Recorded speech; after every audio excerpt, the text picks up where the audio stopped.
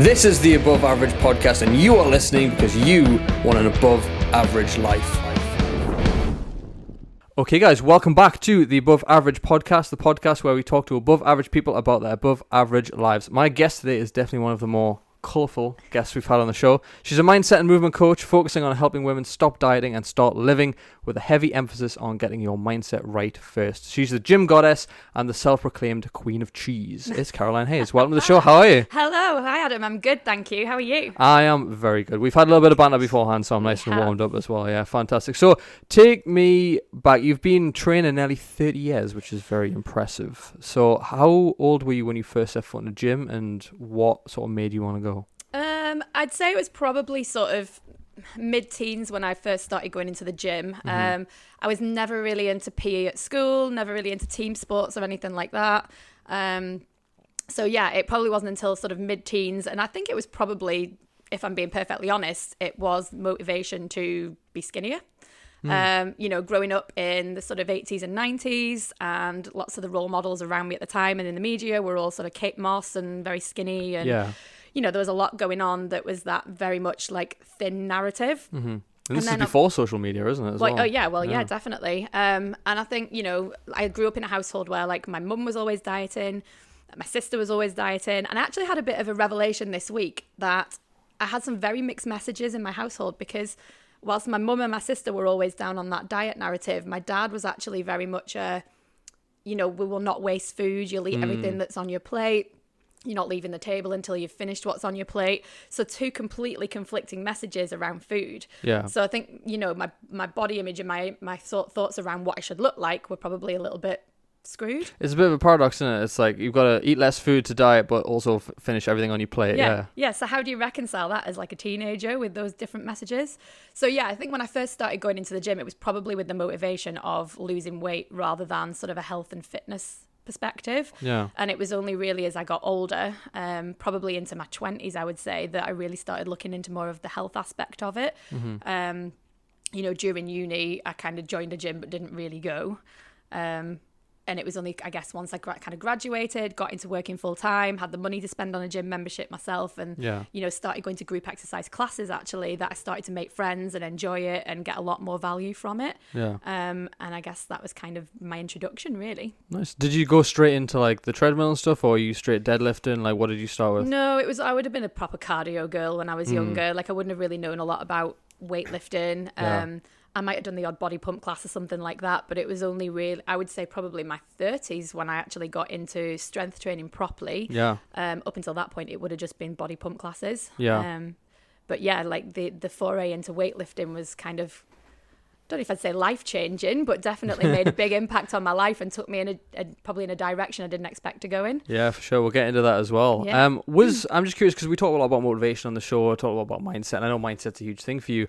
I'm just curious, back then, do you remember, was motivation ever an issue for you, or was there something inside that you were just like, I'm just going to go, or did you ever struggle with that? I don't think so. I think I've always kind of enjoyed, once I got into the exercise, I always really enjoyed it. I don't know what it was about PE. I think it was probably more, the being in the changing rooms with the other girls, putting those hideous PE knickers on and doing everything in front of the other classmates. And, if you weren't that fit, that you were kind of shouted at by your teachers or whatever, that was probably what stopped me when I was at school.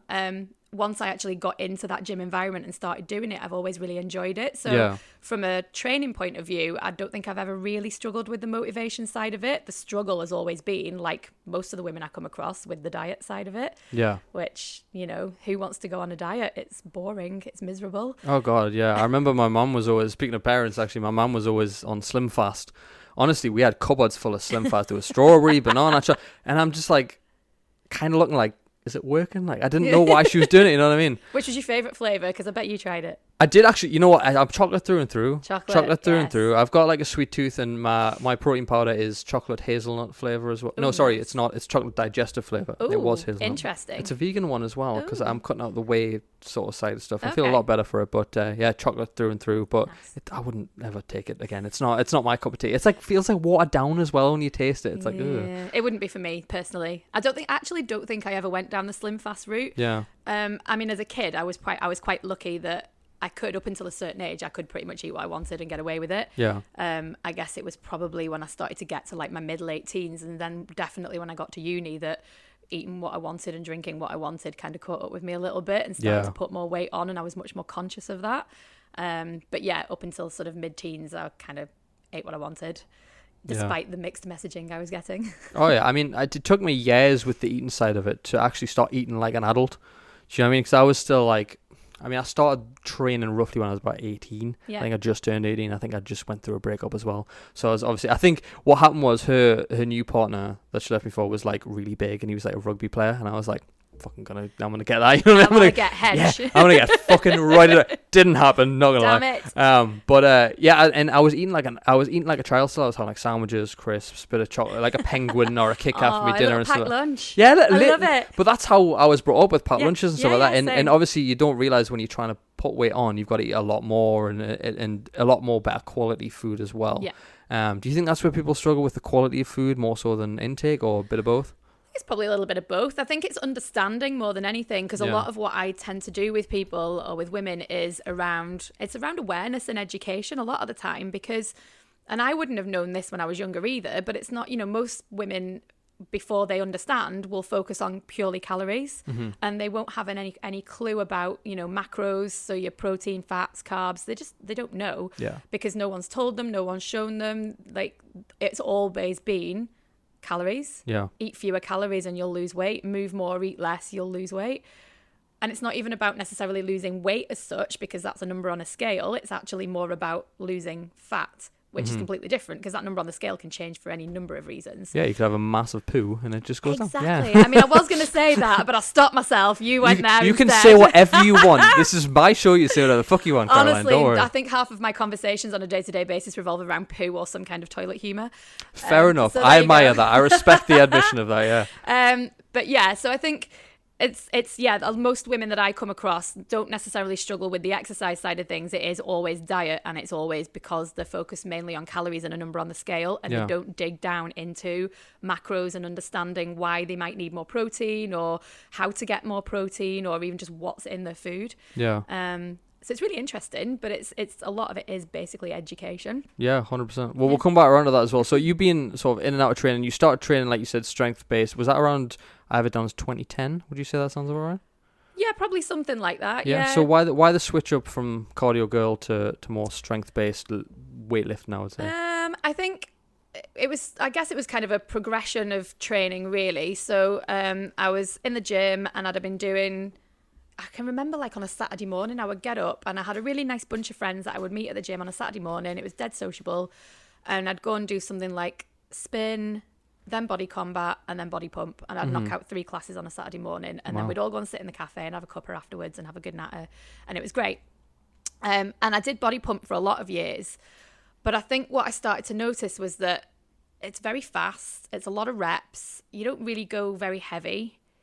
And then I think I just started having conversations with some of the PTs in the gym at the time, and they were sort of saying to me, if you didn't do body pump and you actually started to lift weights in the gym, you're going to see a lot more difference. You're going to increase your strength. You're going to see shape changes. You're going to get, leaner, all the rest of it. Yeah. And that sort of appealed to me. So I think that was the point where I maybe then hired my own PT and started training with him.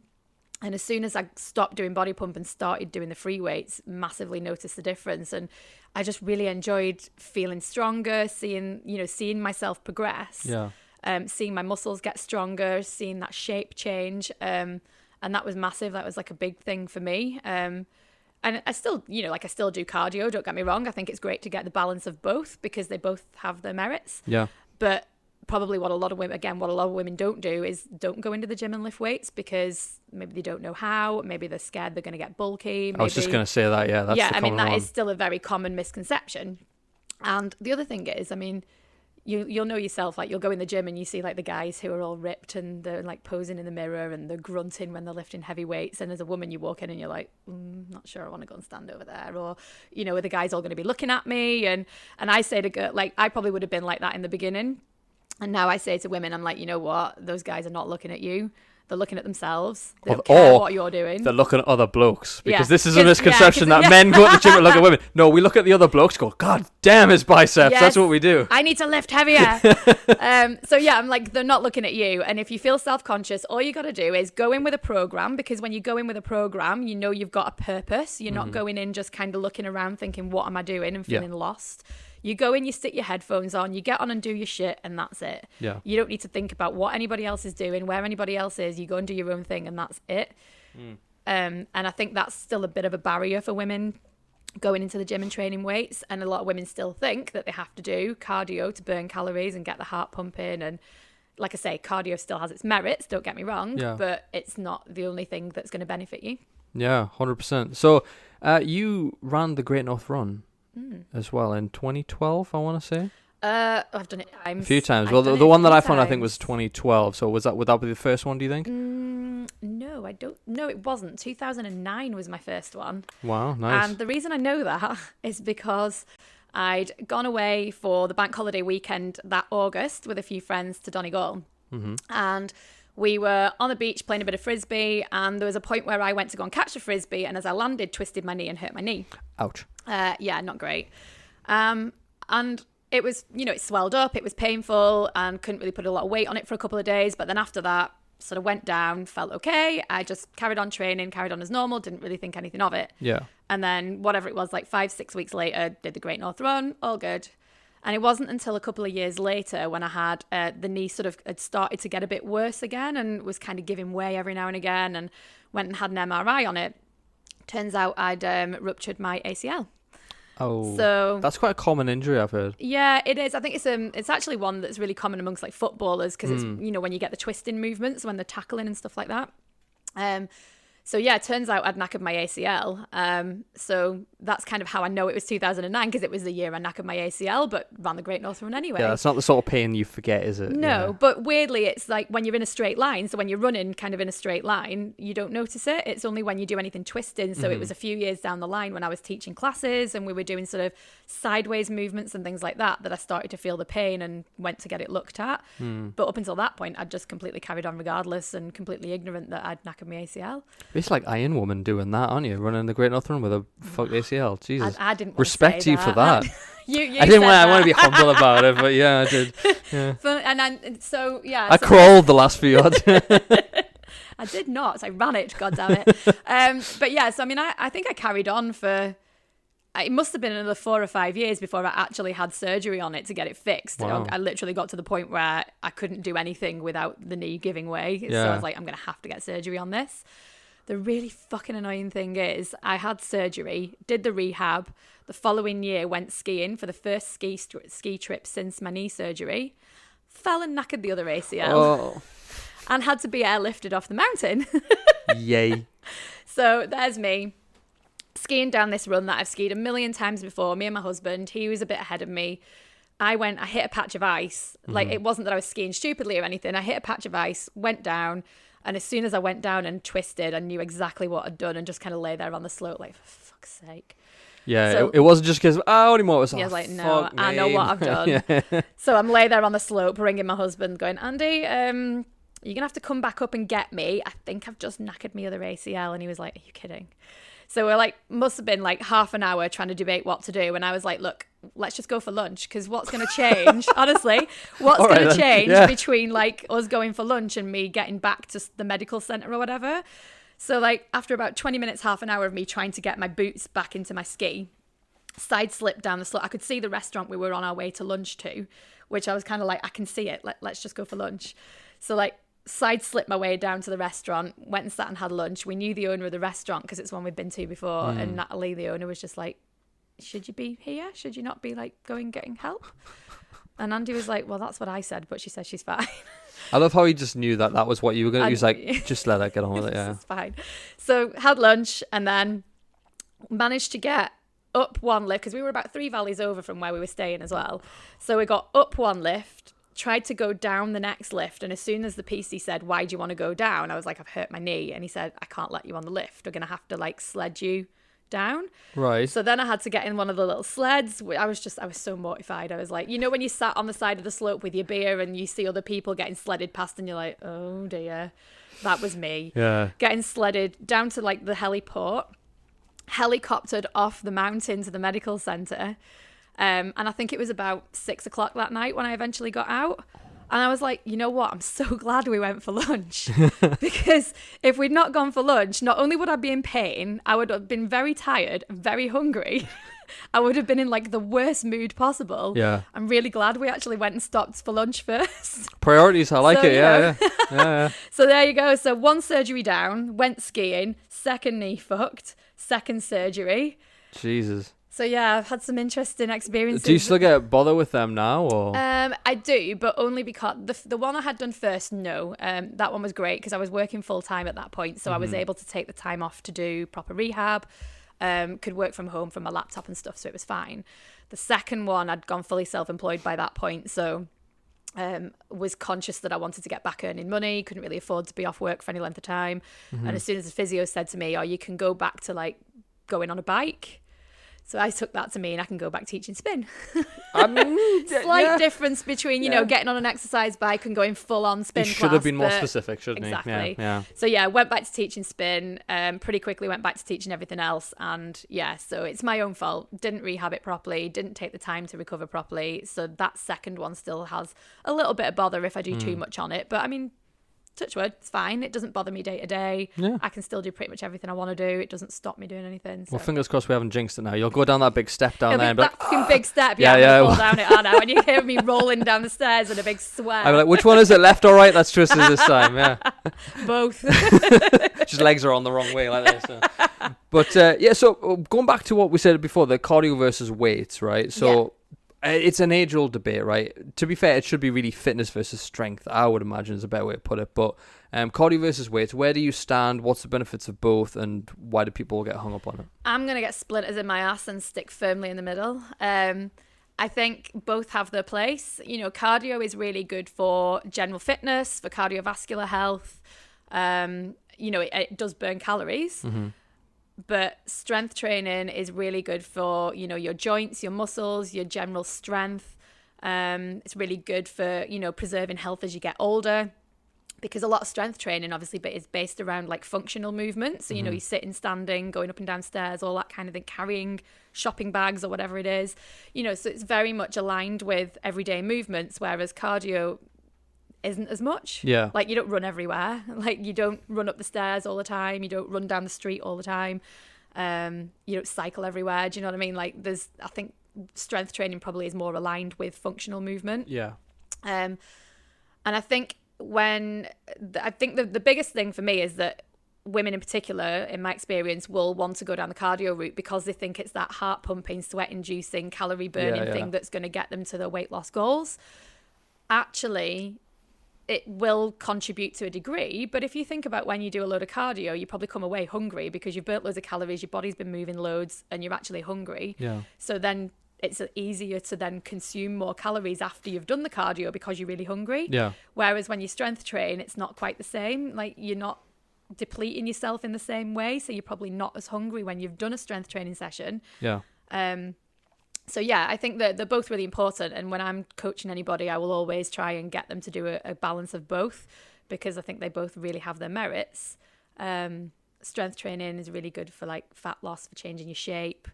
So yeah, that would be my stance. Where obviously women tend to gravitate towards more cardio, men just want to get hench, right? And the one thing you said before was that women are scared that they're going to get bulky. Yeah.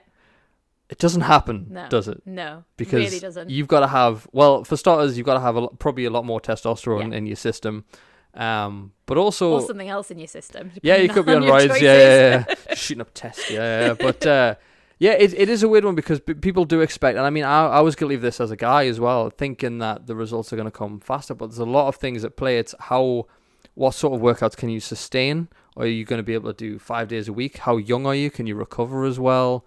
What other factors play a part in sort of the muscle building thing that people don't realize? You nailed most of them, to be fair. I mean, where there is a massive difference between men and women, obviously men do have more testosterone, so they will build muscle quicker.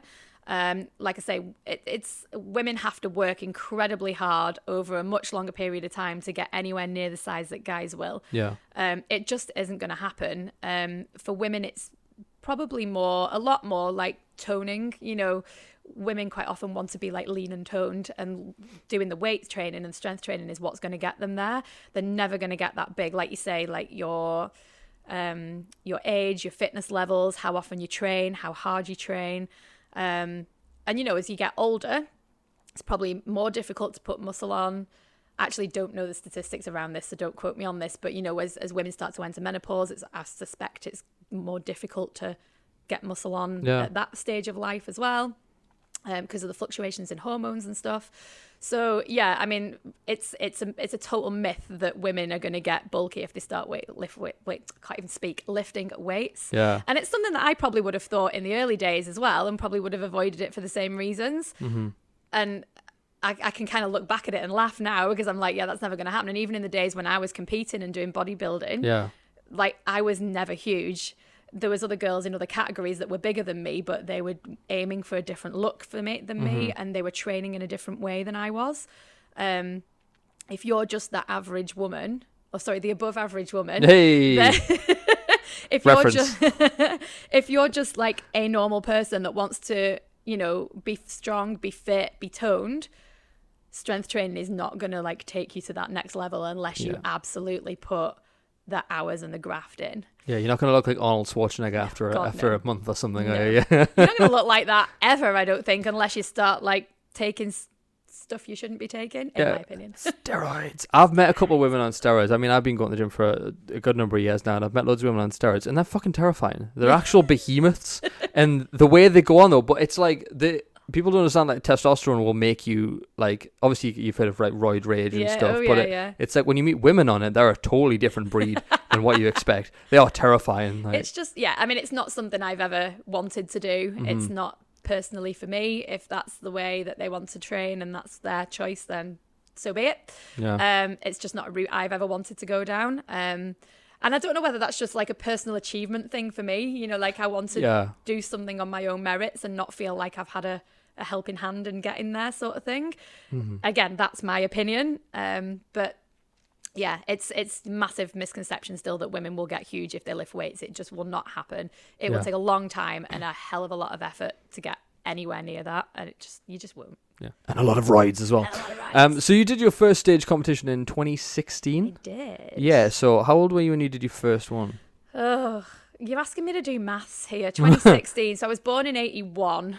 So what was I, 35? I'll go down to 35, yeah. 35. Yeah, because I was in the masters category. Shit. That made me feel old when I did that. Yeah, so... But the reason I asked that is because it's relevant to how much muscle you'll be able to put on and what kind of stage of life you're at as well. Yeah, absolutely. And yeah, so the reason I wanted to get into the competition in the first place was because I think like it was not that long after maybe my second knee surgery. So I'd obviously been a bit more inactive than I would have liked to have been because of my surgery. And then I think I'd been on holiday to America for a couple of weeks. So, going and enjoying American-sized portions. Oh, it's ridiculous. Even the salads are like ridiculous, isn't it? Well, because they're laced in all sorts, like all the dressing and ranch dressing on everything. Yeah. So yeah, like nice big holiday in America, which thoroughly enjoyed, but ate and drank lots and put weight on. Mm-hmm. Came back end of the year was Christmas and New Year. Thoroughly enjoyed Christmas and New Year, but again put weight on.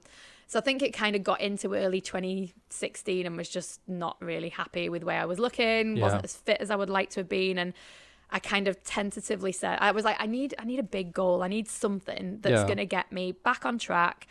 It's going to get me like feeling a bit better about myself, get me back in shape. And I'd kind of like, I don't know how I'd been exposed. I think there was another girl in the gym who was starting to prep for a competition. So I was curious. Mm-hmm. So I sort of tentatively said to my PT, kind of wondering whether or not I should do like a bikini fitness competition. Yeah. And oh my God, as soon as I said that, he was like, yes, oh my God, yes, you should do it. That would be so good. And I was like, oh, shit, what have I let myself in for here? And he'd never prepped anyone for competition before, so it was a good challenge for him to see how it would be to prep someone for it and what he needed to do. So yeah, but I didn't give myself a very long lead-in time because I think the first competition I did was like May 2016, so I didn't give myself long to prep. Yeah. So it was a pretty like strict run-in to competition. So I was on, I was at this point I was working full time.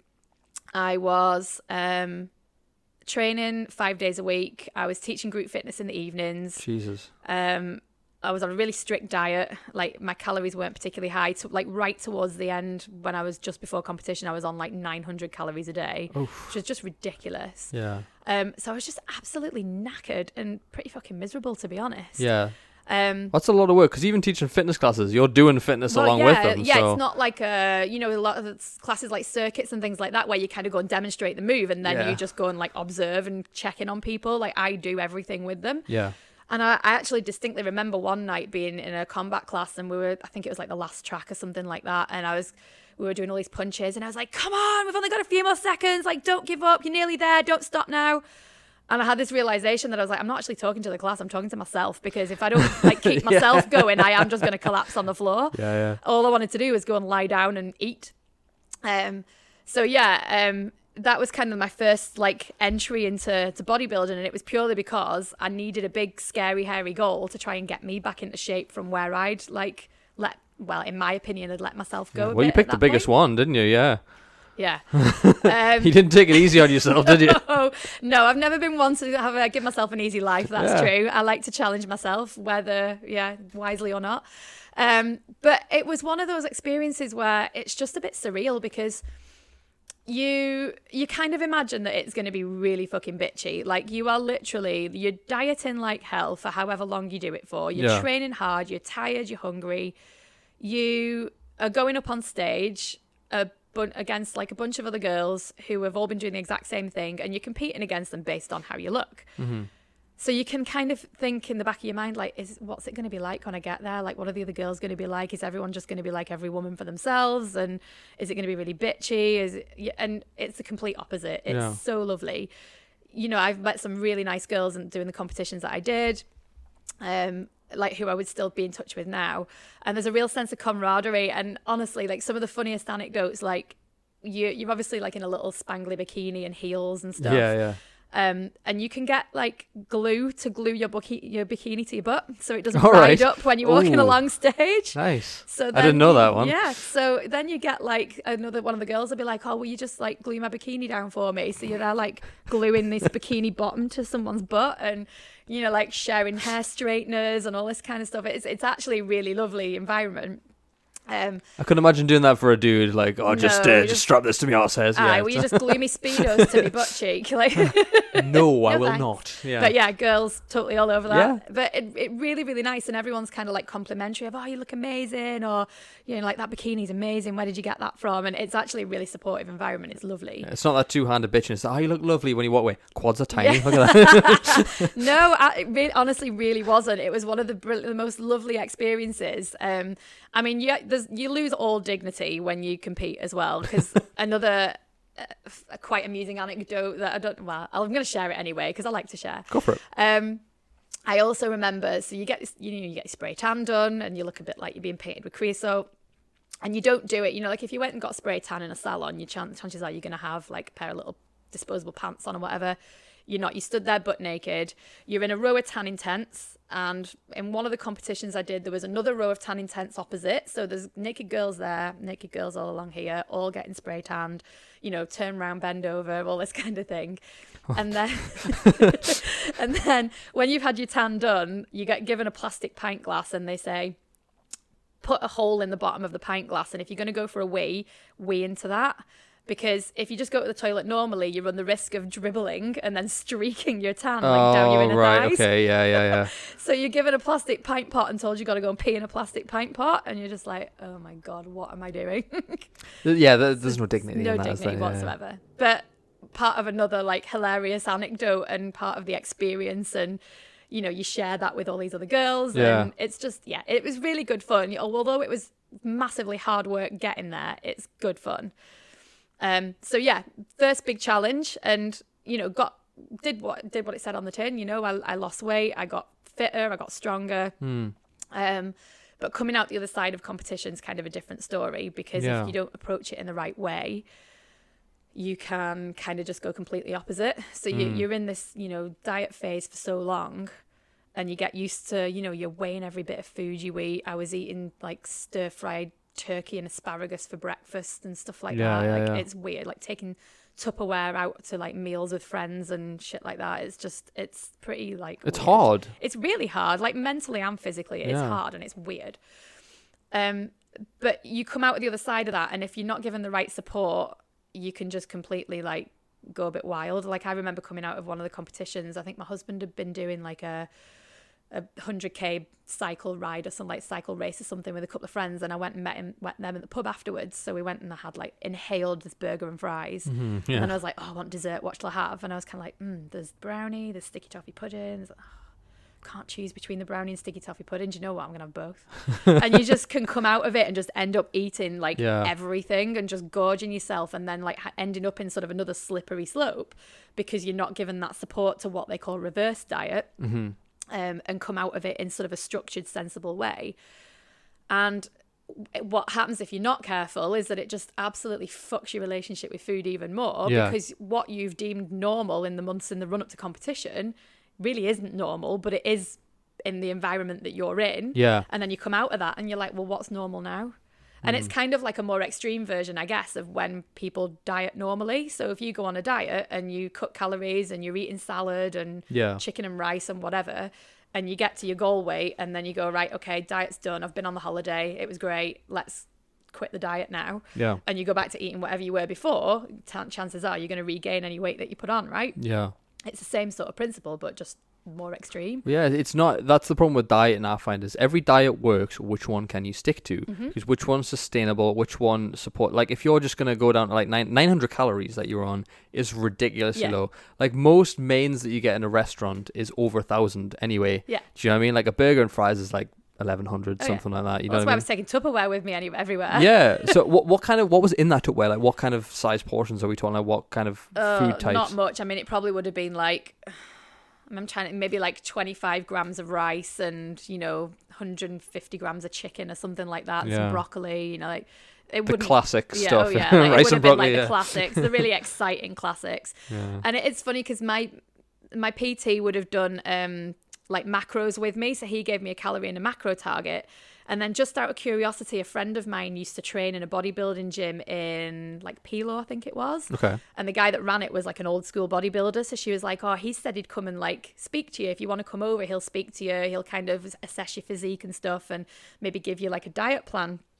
So I went to see him out of curiosity. I told my PT I was going, and he was like, yeah, I'll be interested to see what he says. So went and saw him, and he gave me this like diet plan, which was literally like the chicken, asparagus, broccoli, boring as hell shit.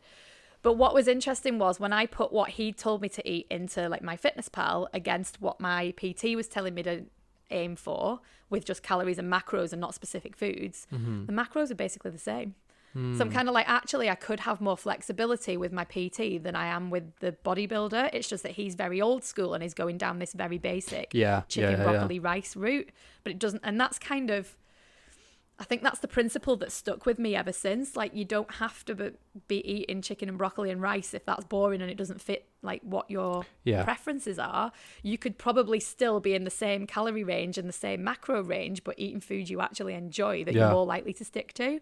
And that's kind of the principle that I use when I'm coaching people, is like, it's not about being bored and restriction and being miserable and cutting out like whole food groups for a period of time. It's about finding something, like you say, that you can stick to for the long term, that yes, might be slightly smaller portion, or it might be like you change an ingredient here or there, or it might be adding more veg to your diet instead of like spuds and the chips or whatever.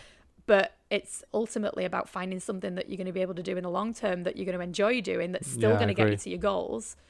Might take you a little bit longer, but actually the longer it takes you, the more likely you are to stick to it and keep it off. Because you implemented that habit. Exactly. And that's exactly it. It's habit. It's habit, it's routine, it's sustainability. It's not quick fix, boom, done. Yeah. Right, fuck it, I've got where I wanted to be. I've had the holiday. Let's go the other way again now. Yeah, but that's the thing. That's people's mindset, isn't it? I'm going to get in shape for this concert. I'm going to get in shape for this holiday. I'm going to get in shape for this wedding. It's like, why not just become a fit and active, healthy person life round? Just train for life, not just for a specific thing. Because that's hard. Yeah, it is. Because that's harder, because people think that the short-term diet is all they need to do, but what they don't think about is the aftermath of that. Yeah. They don't think about the long-term. They just think short-term, and actually, you'd be much happier if you just did it in a more sustainable way. Yeah. But that's not easy, and I appreciate that, because I know it's not easy, because I've been there, and it's only in like recent years since I've started doing a lot more of my own personal development work and my own mindset work, and starting to understand my attitudes around food. You know, I said before about my mum's messages around diet and my dad's messages around not wasting food and eating everything on your plate. Depending on how you were brought up and the messages that you were given as a kid and the environment that you've been brought up in or that you surround yourself in will very much determine how you think about food and think about yourself. Yeah. And it's only in recent years that I've kind of started to really pay a lot more attention to that and see that, you know, the diets might be all right in the short term, but they don't make you happy in the long term, and they don't get you where you want to be in the long term necessarily. It's just about awareness at the end of the day. It's like, don't be a gluttonous pig and you don't need to starve yourself. Yeah. Just find somewhere in the middle. Just be like, okay, I'm making this food. Am I going to put 1,000 calories worth of olive oil on the top of it? Probably. Well, that is another thing as well that people go on. That I didn't realize how much calories is actually in oil. Mm-hmm. And people are just splattering it all over salads in the pan and stuff. And it's like, there's a lot of calories in oil. I've started cooking in coconut oil. Oh, I'm having just a salad. To be a bit nicer. Yeah, having a salad. Olive oil ranch. Yeah. Caesar salad with like a whole cup of Caesar dressing on it. Like, yeah, dead healthy. Enjoy that. Yeah, just because it's a salad, you can make a salad really unhealthy. I mean, I speaking of America before, my first trip to America was Miami, so I had a weird experience there. And I was with this guy's bodybuilder actually called Chun Tan, lovely guy, and he took us in because he was on a crazy health diet. And we went to this little salad bar. It was like Subway, but for salads. Yeah. And it took me 3 days to finish the salad.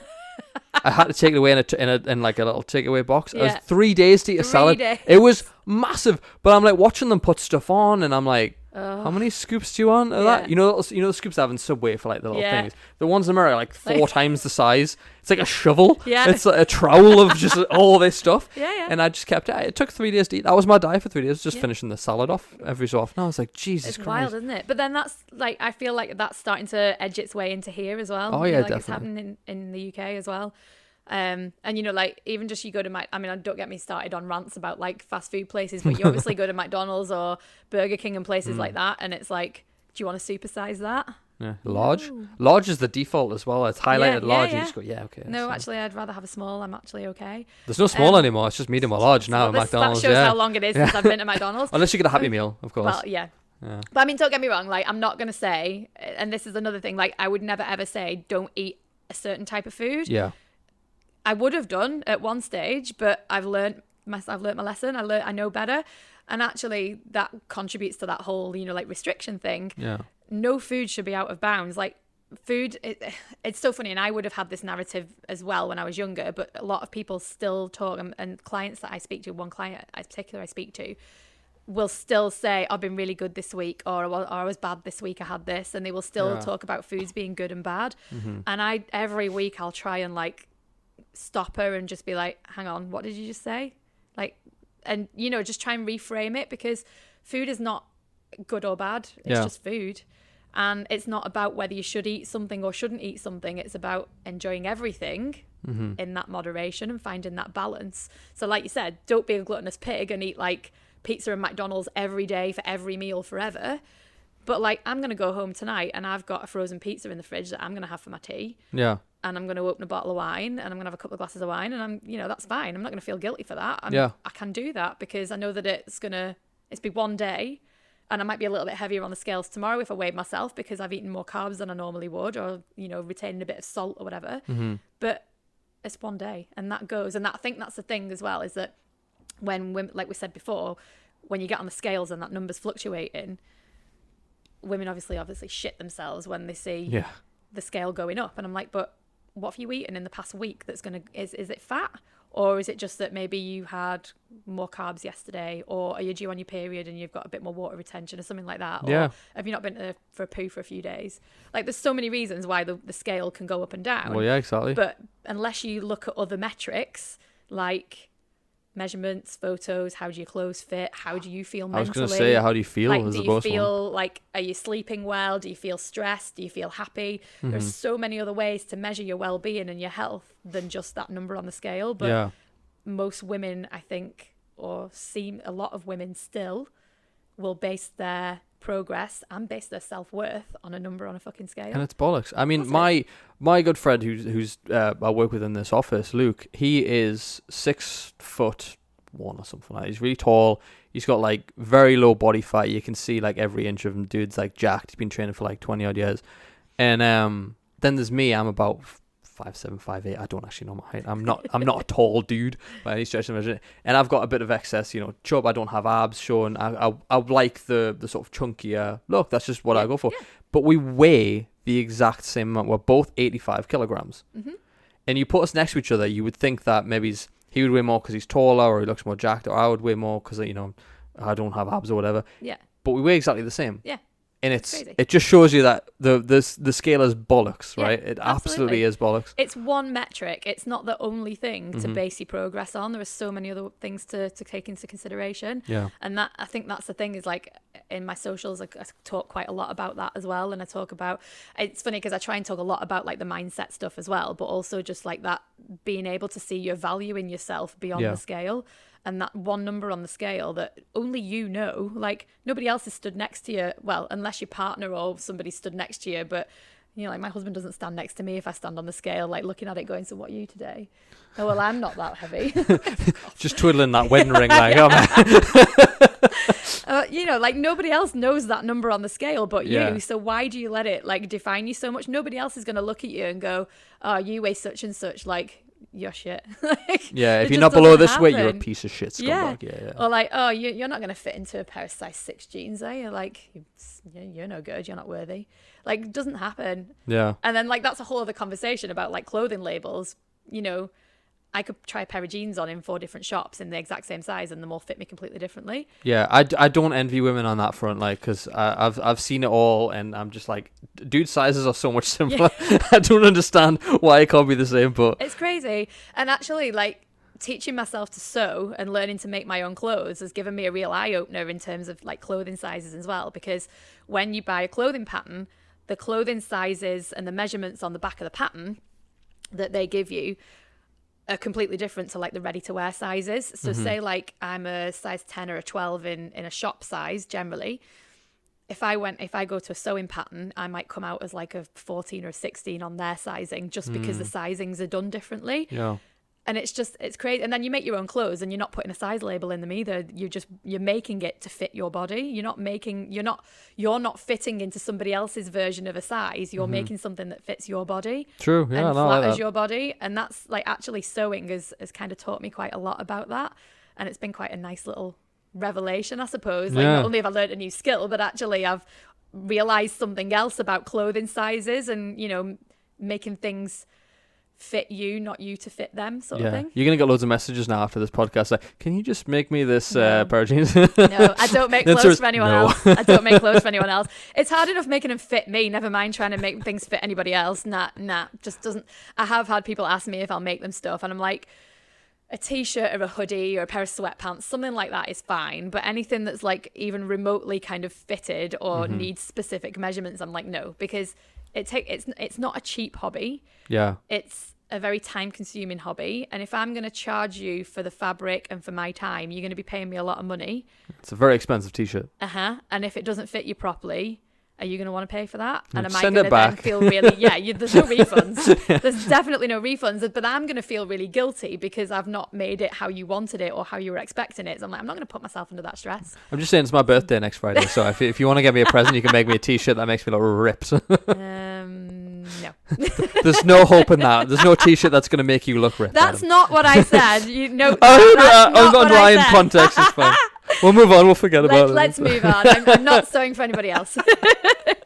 So your whole belief with the the training side of it is the mindset comes first, right? You're a big believer in the mindset comes first. So why the mindset? What is important about the mindset, and why do people get it so wrong? Because I think there's still a lot of rhetoric around the fitness industry. I don't hear it as much because I think I've put myself in a different space. Yeah. But in my pre-self-development days, the word would always have been, like, the view would always have been, and to a degree still is, that exercise is really good for your mental health. When you exercise, you get that release of endorphins. It makes you feel good, blah, blah, blah, blah, blah. And that's not wrong. Like, I'm not saying that that's not true. Yes, exercising will get your heart pumping, will get the blood flowing, will release those endorphins, and it will make you feel good. Yeah. But my kind of view on it is not a lot of people necessarily talk about it the other way around. And, even from my own experience, I can tell you, I can go, right, there's a training program, and you're going to do like 3 weight training sessions a week. You're going to do like 2-3 days of cardio, and you're going to eat this many calories broken down into this many macros, and you're going to stick to it. Yeah. And this is the progress that you can expect to have. But if I give you that, and then you've had like a really shit day or a shit week at work, are you going to come home and go, oh, I feel really great, I'm going to go out and train now? Or I really fancy making a salad for my tea, or whatever it is, what I mean? I think you have to be in the right headspace before you're going to commit to doing any of that stuff. Because if I've had a crappy day and I feel miserable, all I want to do is come home, put my sweats on, get on the sofa with a cuppa and a bar of chocolate and sit and watch TV. I don't have any inclination whatsoever to make a healthy meal or go to the gym or go for a run or whatever. I just want to be a slob and feel a bit sorry for myself, So, and that's all to do with like my mindset and how I feel and my mood and all that kind of thing. So my kind of ethos with my coaching is that if we can start to look at the mindset first and get you feeling better about yourself, getting you feel more positive, even just establishing better habits, because the habits are going to be what keeps you going in the long term as well, then you're much more likely to do those other things that I've set you. It's kind of a working from the inside out rather than the outside in. Yeah. And sometimes I think trying to do the training and nutrition is like putting a plaster over a gaping wound. It's that analogy of putting a plaster over a gaping wound. If you've got shit going on in your mind, like if you're stressed at work, if your relationship's breaking down, if you're struggling with like self-confidence or any of those kind of things, and it's all like internal, a training and nutrition plan isn't going to fix that. I'd rather look at what's going on in your head and go, okay, so why do you think that? Like, why do you think you're not good enough to do that? Why do you think you're not going to reach that goal? And the stuff that I said, again, talking about like the messages from my parents, like if you had that growing up and you haven't realized that, and every mealtime you're like, you finish what's on your plate, but maybe you're giving yourself bigger portions than you need to, so then you're stuffed and you feel guilty. And then you're like, well, fuck it, I've eaten too much now, I'm going to go and get some chocolate, and then you eat more and then you feel guilty again, and you're stuck in that cycle. You're never going to make any progress because you're not working on what's going on inside your head. You're just trying to fix it with the external stuff. Yeah. So I'm just trying to flip that narrative a little bit. And it might even be just something it doesn't even have to be as deep as like limiting beliefs or stuff that, childhood. And when I say trauma, I don't mean like serious trauma necessarily. I mean, just like it might have been an experience at school that's always stuck with you or something like that. The worst thing you've ever been through is the worst thing you've ever been through. Yeah. And that's going to be different for everyone. But it might not even be the worst thing you've ever been through. It might just be a situation that you were in that has stuck with you in a negative way and has influenced you into your adulthood, but you don't realise that. It's funny, just to jump on that as well, actually, my friend when I was quite young, sort of primary school age, we used to have sleepovers like every sort of half term or whatever like that. Yeah. And his dad, I was a little bit scared of him. And my friend was a monster with food, would eat anything, everything, where I was like a fussy eater and I barely ate anything because I was built like a rake, right? And I stayed over one night and I remember his mum was out or whatever, and it was his dad looking after us, and he made us burgers. And I can't remember exactly what he said, but he was basically like, finish your plate kind of thing to me. And I remember I scoffed this burger down, like retching through it, like because I didn't want this food. And I threw it all up later on that night. And I've remembered that all these years. And I stopped eating like loads of food as I grew up because I was like, well, I know what happens if I try to eat more food. I don't want to feel like that. Yeah. It's only like as I started getting into fitness and the gym and stuff where I realized like actually my goals now suit that mentality. Yeah. But for a long time they didn't. Yeah. It's great. And it's like you say, it's stuck with you for a reason. It did. And unless you uncover that and bring it to the forefront, it's going to keep coming back in other guises. I've got a funny story that my dad actually told at my wedding. It's delightful.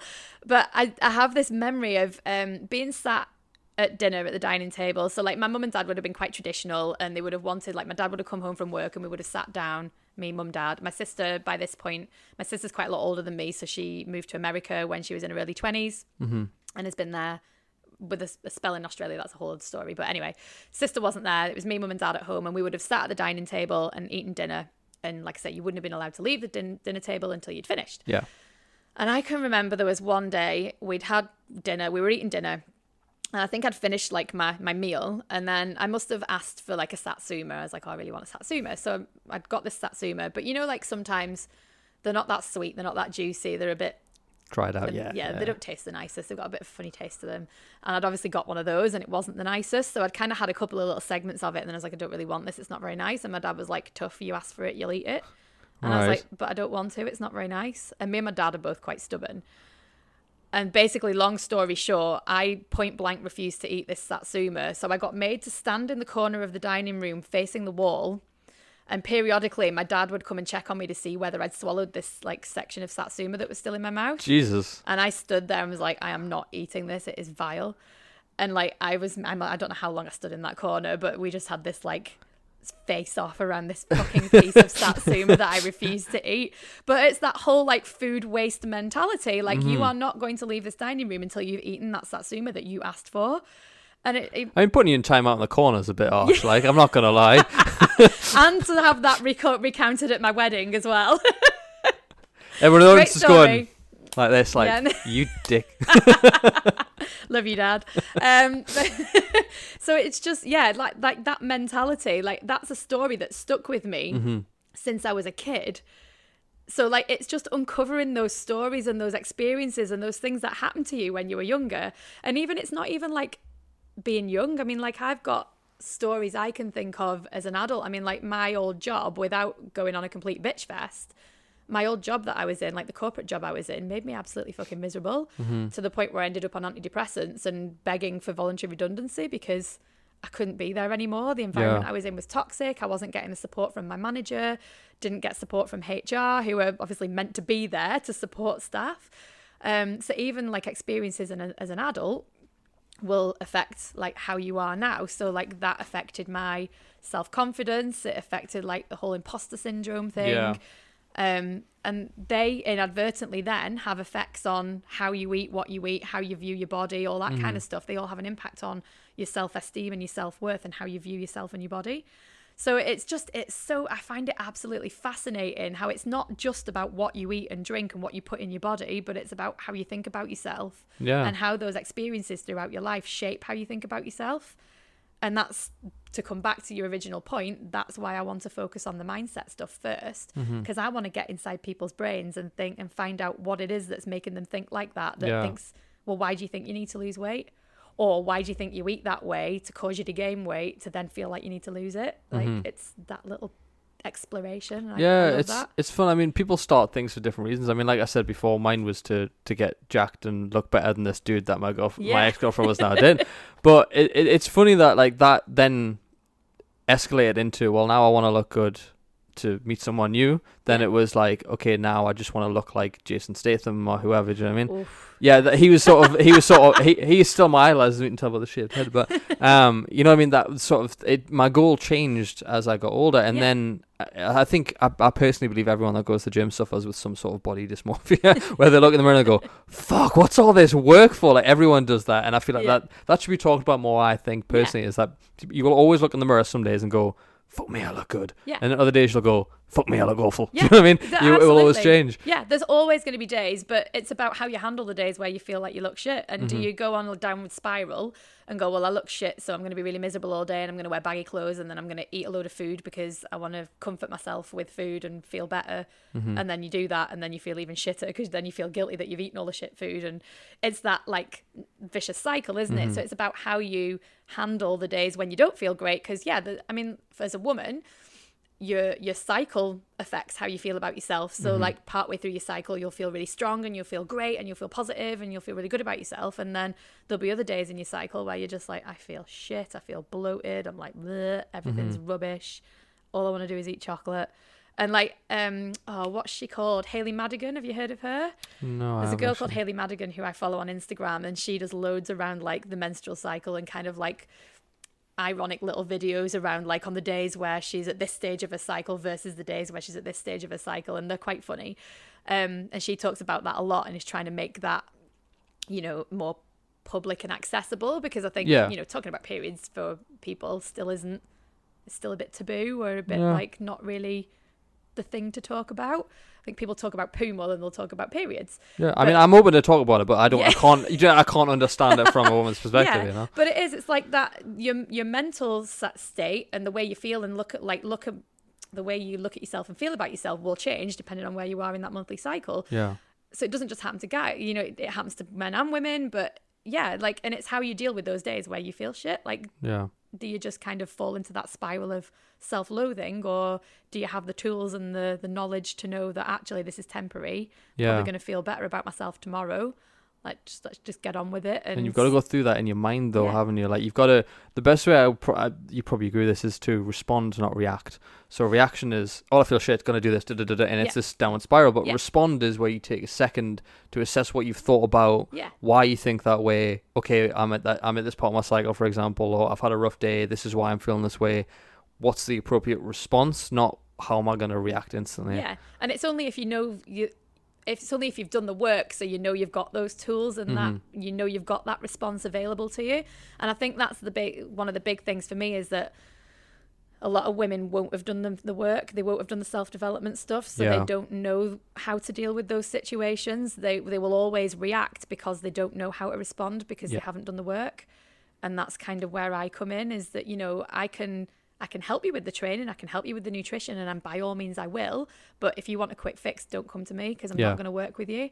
I want to work with women who are ready to look a little bit deeper than that. And, you know, you might come to me thinking that weight loss is the goal, but actually once we get into the coaching and start working together, we're going to uncover something else, and this might take you on an absolutely amazing journey that you never expected to go on. Yeah. Because that's what happened to me.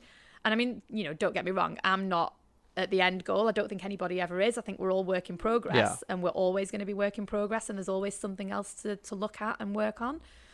But I'm in a much better place than I was, which therefore puts me in a better place to help the women who were where I was several years ago. Yeah, absolutely. Before I started that work.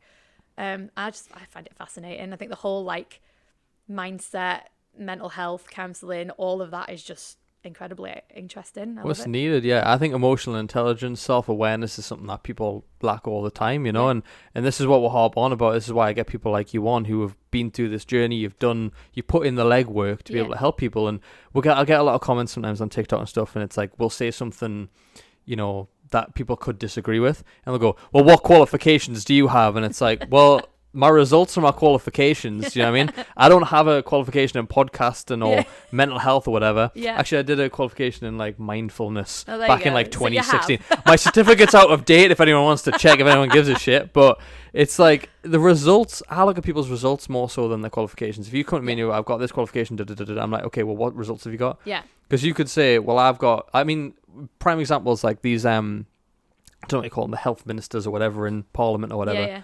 They're not in good shape, are they? No, they don't look good at all. No, I'm like you wouldn't go to a fat PT. Do you know what I mean? Yeah. I mean, unless they were like, I don't know, Ronnie Coleman or whoever. That's do you know what I mean? That's a whole other debate as well, though, isn't it? Because it's what's a role model in the fitness industry, and should you feel that pressure to look a certain way as a fitness professional, or like you say, could somebody be a larger PT, be a curvier or larger person, but actually still get some fucking awesome results for their clients? True. I think there's a line. I think if you're going to preach something, like at least stick to it to some degree. Like you don't have to look ripped and jacked year round, like you're not like Chris Hemsworth, but at least, you know, you still train, you still go to the gym and stuff. You're not like, oh, well, I'm going to teach everyone else because I've done my thing. Do you know what I mean? I still feel like as a person in authority who's going to help people, you've got to at least practice what you preach to an extent. To a degree. Yeah, to a degree. Yeah, absolutely. So that's a whole other debate to have. It is. Yeah, I'm going to have to bring you back for part 2 with this as well. So what sort of arguments do you get from your clients in terms of their mindset? What sort of things? Because people argue for the beliefs and often get to keep them. So what sort of things do people come to you with, excuse-wise, mindset-wise? Like, what do you have to tweak in people most? Most of them are usually like time related, to be perfectly honest. Like, I don't have the time, I'm busy doing this, I'm busy doing that, or I've got to cook 3 different meals for the kids. Like, I don't eat this, I don't like that. It's usually a time, or I don't like this kind of food, or I'm sure I eat loads of protein, or it's really expensive, or it's all those kind of standard excuses, because they don't necessarily know what the beliefs are. If they haven't done the work, they don't know what they are, until we start digging in, which comes a little bit later on. So the most common things will be like, I don't have time, and I'm kind of like, well, you have the same 24 hours as me. Like, granted, I don't have kids, so my life is a little bit simpler from that perspective. But one of the exercises that I like to do with clients is a time management exercise, and I'll literally get them to to look at their day or their week hour by hour, and I'm kind of like, right, so let's block out the non-negotiables. Let's look at when you're going to be in bed, when you have to be at work, when you have to do this, like everything that is non-negotiable, block it out. Yeah. Then let's look at the time you've got available around that. Could you be, I don't know, like if we're talking about where to fit exercising, it's something as simple as, while the kettle's boiling, could you do like 20 tuck jumps or like 20 push-ups or something like that? If you've got to have a meeting on the phone with someone, could you go for a walk while you have that meeting? Yeah. If you're in an office building, could you take the stairs instead of the lift? It's looking at like where you can fit really, really simple things in like that into your day.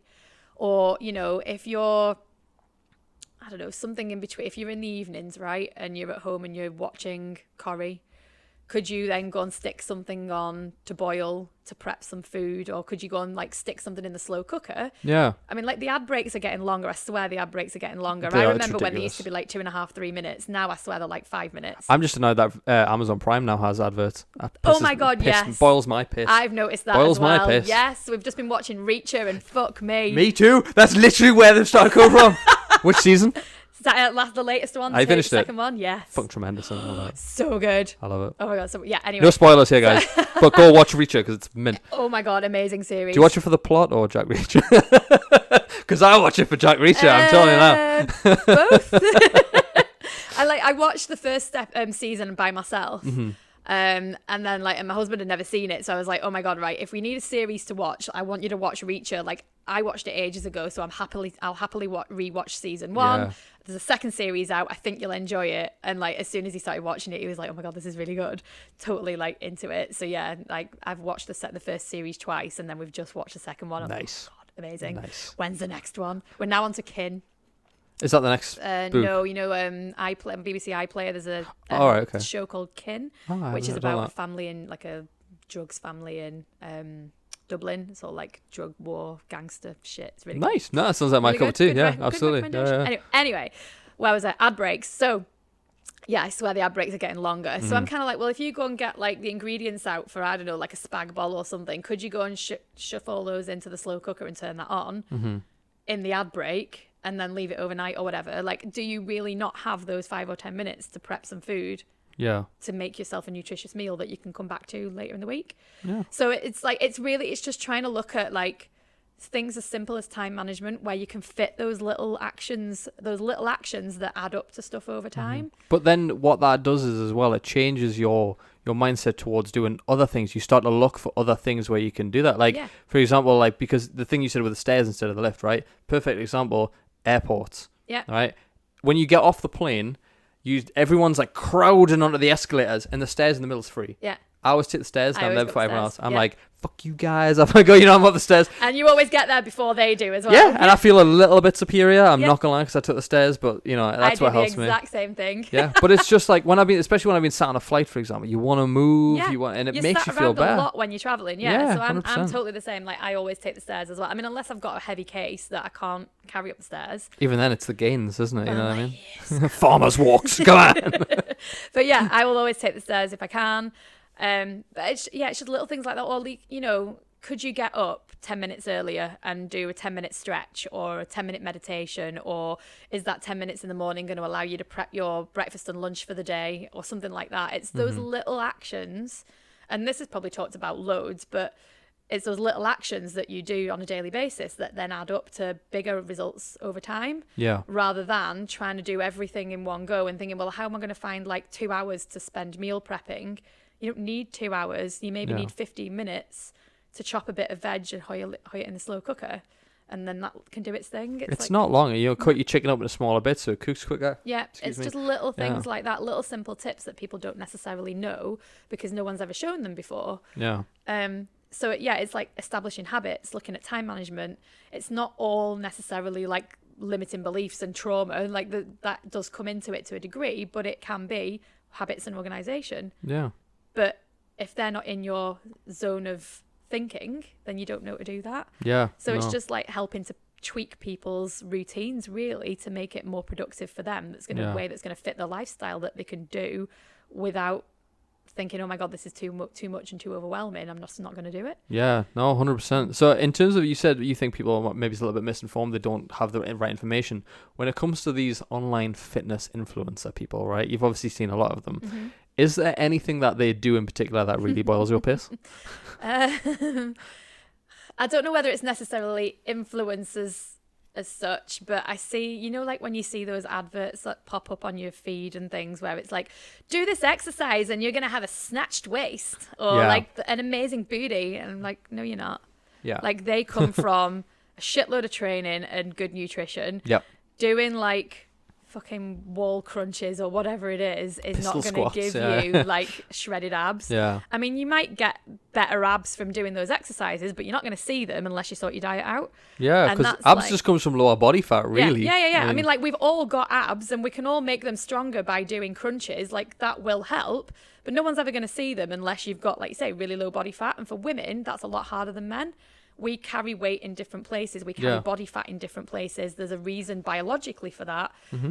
So, like when I was competing, I didn't necessarily have visible abs, or you might have just about started to see some definition, but I've never had a six-pack, and I don't think I ever will, because I like to eat, I like to have a life, and I don't think I'm ever going to get to that like little body fat that I'm going to have visible abs. Yeah. And that's okay. Like that might have pissed me off and depressed me a few years ago, but now I'm kind of like, I'm okay with that. I know I'm strong. I know I'm fit. And my degree of leanness fluctuates a little bit now and then, but I'm kind of getting better with being okay with how my body is. Mm-hmm. So it's stuff like that when you see like influencers or things popping up on your newsfeed where it's like, I did this exercise for 6 weeks and I had like this tiny waist afterwards. You're like, fuck off. You've got a PT and a personal chef doing it for you. Let's face it, you haven't done this by yourself. Yeah, this doesn't count. This doesn't count for like the single man with 2 kids doing like 2 jobs or whatever. Do you know what I mean? This doesn't. It's not gonna work. What's really funny is I said earlier my influence was Jason Statham for a long time when I was younger, and then I moved to just wanting to look like Bane from The Dark Knight Rises. It's just, have you seen it? No, I haven't. I'll show you afterwards what I mean. But he's just like a mass. Yeah. Do you know what I mean? There's very little definition, but there's just mass. Well, it's a bit like what's he called? Jason Momoa, right? Yeah. I mean, he's obviously a man mountain, but he ebbs and flows with his degree of like henchness, I think. You know, like I've seen posts where people are ripping him for having like a dad bod and stuff, and I'm like, look at him, he's huge, he's pretty fucking ripped still. Like, he's still in good shape. He's still, just because he's not an Aquaman. Don't tell my husband, but we'll cut this bit out for you, don't worry, we won't send it Andy, it's fine. Honestly, like if there's ever like a Channing Tatum or a Jason Statham movie on, I'm like, we're watching that, by the way. I love The Transporter and Crank is one of my favourite franchises. Mechanic.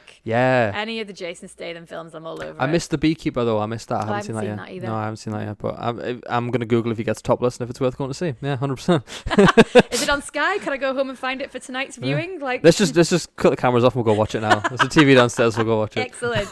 I like the sound of that. That sounds good. Well, one thing that I bring up often on this podcast is, alongside with mindset, is people who do the whole manifesting thing. Yeah. Right? So the whole secret thing, and that people get it wrong.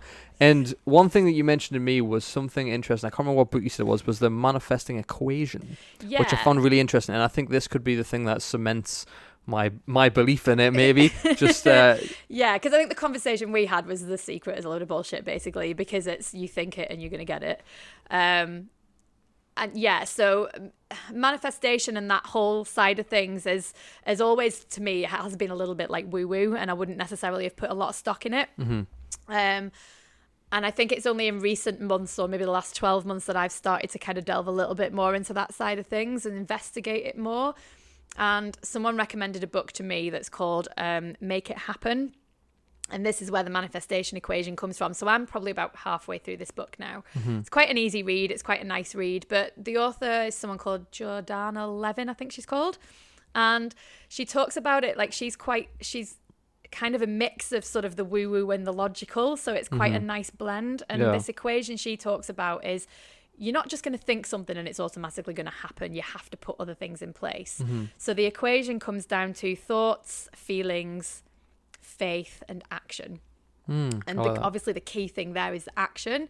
So, and you have to put it all together. You can't leave any of those things out of it. So, you know, if you think about the thought is kind of an intention. And then when you're having that thought and you're visualizing it, it's about how does that make you feel? Like if you had that thing that you're thinking about, how would it make you feel? So it's kind of trying to cultivate that feeling. And then it's about, you know, really having that faith in whether it's God or the universe or whatever you believe in as being that sort of higher power, like really putting your trust into that thing, the thing you've thought about and the thing that you're feeling it, you believe it's going to happen. But then you can't just sit back and do nothing. Like you have to do something that's going to take you in that direction. Yeah. And it might just be a small action, and it might be like you actually go and research the thing that you want, or it might be just making more conscious effort to look about you. You know, like, I don't know, as people are talking about like manifesting money, say you start small and it's like, well, I want to manifest a $5. It's then kind of looking, you know, like, oh, well, maybe you find it in your pocket, or maybe something you find it on the street, or it's really like looking for those opportunities for things as well. So yeah, it's not so much just the woo-woo, like I'm going to think, oh my God, I want that new Tesla. Bing, there's a new Tesla. Outside, there we go. Thanks for the new car. Yeah. It doesn't work like that. And her whole like premise around this equation is that you have to do all 4 stages of this equation, but you know, you have to put the action in before it's going to happen. Yeah, I agree. And I think that's the thing that kind of has made it more realistic for me and more appealing to me, because yeah, like I don't think I believe that if I just think something's going to happen, then it's going to happen. It just doesn't really work that way. Well, for me, I like having reminders around. So people think I bash on manifestation and stuff like that. I don't bash it too much. But like, for example, there's a necklace around my neck. I don't even know. So this is the symbol for it. It's got multiple interpretations, but it's normally the symbol for the Norse god Odin, and he represents the quest for intelligence and knowledge. So every time I see it, I'm like, what can I learn? What do I need to know, etc. And then there's a Wall Street bull behind me there. I see it. All the way from New York as well. It's supposed to be a symbol of financial gain, financial, like bringing money into your life. And I like having these things around because it's reminders for me to take the action to get the result that I want. Yeah. So it's like, I like the visual reminders. Yeah. Well, it's like having a vision board, isn't it? Like people talk about having a vision board.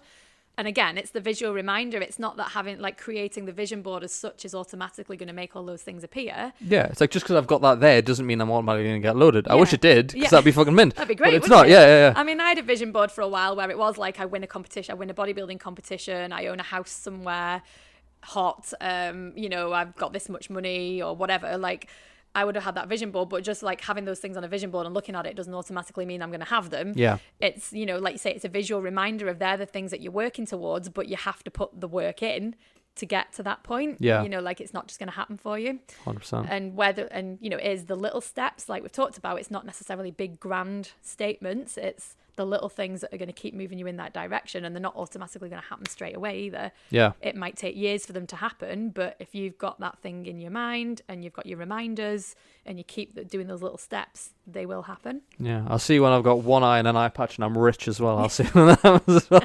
So one thing as well that is interesting about you is you've done pole classes for about four or so years now. Yep. So how did you get into that side of it? Because coming from strength, that it must have helped quite a bit. Yeah, absolutely. I genuinely can't remember why I started going to classes. I think it was just I'd got to a point where I was kind of like, I feel like a lot of the things that I do training wise are for other people, because like I was doing a lot of fitness classes and I was delivering them to other people, which is great because I get the cardio out of it at the same time and stuff, but it's all about them, it's not about me. Yeah.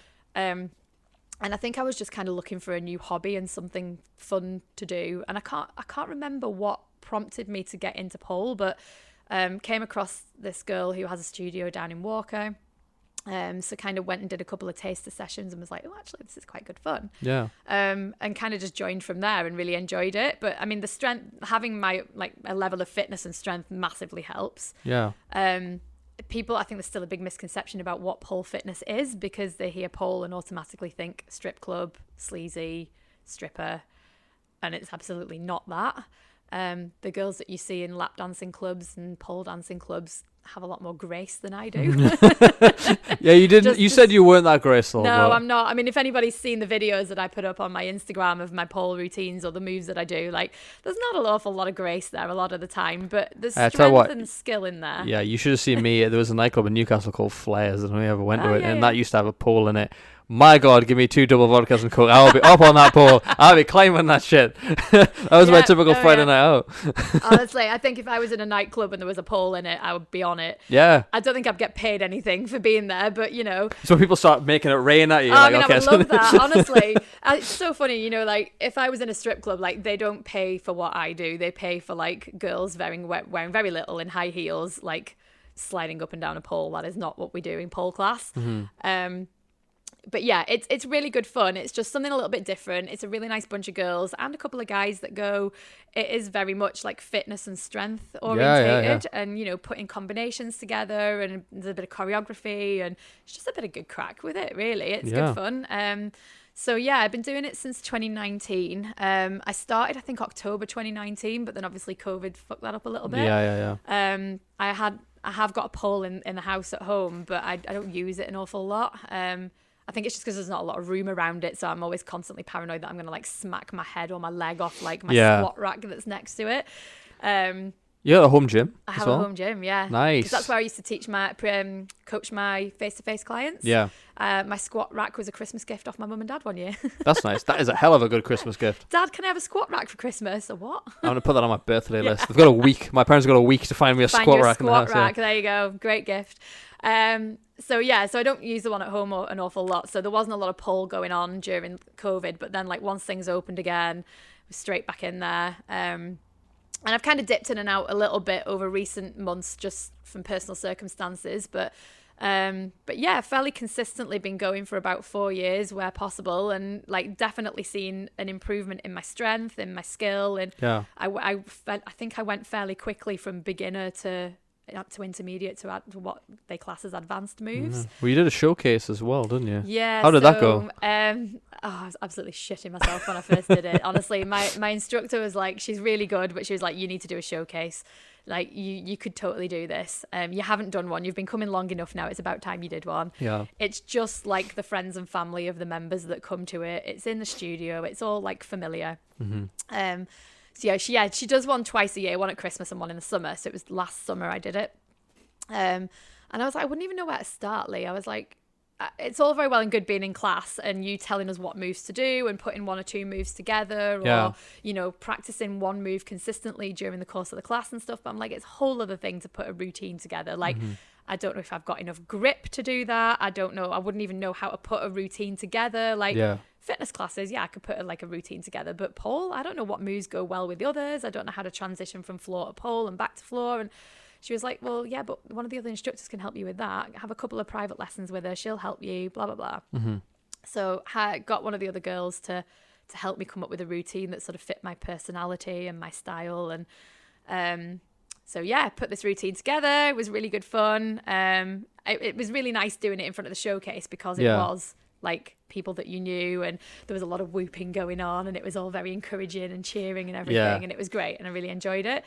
The first few seconds when that music starts playing and you're like, fuck, am I going to remember the routine? What music did you choose? That's the best one. So as the self-confessed queen of cheese that we established at the beginning, it was obviously going to have a cheesy, more comedic element to it. So the routine starts with Pump Up the Jam and morphs into Britney's Work Bitch. And there's a very like 80s like aerobics vibe about it. It's hilarious, but very me. Mm-hmm. And I also had to get a little bit of my sewing skills in there somewhere. So I don't think I've posted the whole routine on my Instagram. I've only posted snippets of it. But what you won't have seen on the bit I've put on Instagram is there's a point where I'm wearing shell suit bottoms, and I'm wearing like neon headband and wristbands. Okay. And then about a minute or so into the routine, the pants get whipped off because they've got poppers down the side. Right. Okay. Yeah. And nice. they come off, and I'm in like pink neon pants and leg warmers and shit. And it's all very like cheesy 80s vibe. It's hilarious. I love it. So yeah, I did that for the showcase, but then basically got cajoled, bullied, persuaded, however you want to say it, into doing entering a competition. Mm-hmm. So like local based, the girl that runs it is in a studio based in Teesside. Mm-hmm. So you submitted a video entry, and then the video entries got judged, and you either made it to the live final or you didn't. But then the way they also did it was they also judged the online entries as like a category in themselves. Yeah. So I was really like totally unexpectedly, I just thought, you know what, for shits and giggles, I'm going to enter this competition, see how it goes. Yeah. I've done it now. The routine's there. I might as well have a go. Yeah. Stuck my video entry in and got told I'd made it to the live final. So I was like, oh my God, amazing. And then the next thing I know, they said they were judging the online entries as a category in itself. First place in my online category. I was like, nice. Oh my God. It's Britney, bitch. Yeah. Cool. Like, yay.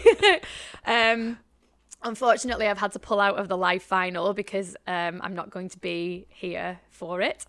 So yeah, I've had to duck out of the live final. But I didn't do it, to necessarily to win. It was more about like having a go and sticking it in and getting out my comfort zone and stuff, and seeing whether I could actually put a routine together and do it. So yeah, really, really chuffed. It was really good fun, and something a bit different. Not everybody does it. Yeah, absolutely. And yeah, I was just really pleased to have, I got some really positive feedback from the judges from the online stuff. Like, I think a lot of the time they send you feedback, and on the feedback it gives you a couple of things to work on for the final or whatever. Or if you were going to enter again, bear in mind, like maybe you need to point your toes more, or maybe you need more of these moves in, or you need to do this, and they'll give you feedback. What was simultaneously really good and not great was that the feedback was all really positive, so they didn't nothing really constructive to work on. I mean, like, it's amazing. I've got this really good feedback, and they loved my music choice, and they loved my outfit, and they loved the whole whipping off of the pants thing, and they found it funny and entertaining, and that was all really good. But if I was going to be doing the live final, you kind of want something to work on to really nail it when you get to the live final, if you're going to go in with a view of winning it. And there was no feedback for anything to work on. I'm like, oh, that's really good, but yeah, okay. it takes some of the inspiration out of it as well a little bit, doesn't it? I'm kind of like, well, I've nothing to work towards now. Like, if that's it, that's it. Kind of nothing more to add to it. So yeah, it was simultaneously really good and also like not amazing. But so yeah, you've done it now. I've done it now. What we're gonna do is we're gonna go downstairs in the gym. I'm gonna put some weight plates out. I'm gonna get a ball, stick it through. Yeah, and you're gonna have to do this now so we could see what would have been. Don't actually think I could remember. I mean, these jeans don't have poppers on them, sadly, so I couldn't whip them off in the same way that I could with my shell suit bottoms. But just do your best. You'll be fine. Just You'll be do fine. it in my pants, Yeah, why not? Why not? We're all friends here. It's fine. So the sort of the last topic I want to bring up with you is, obviously we talk a lot about mental health on this, and I know we discussed this on the phone.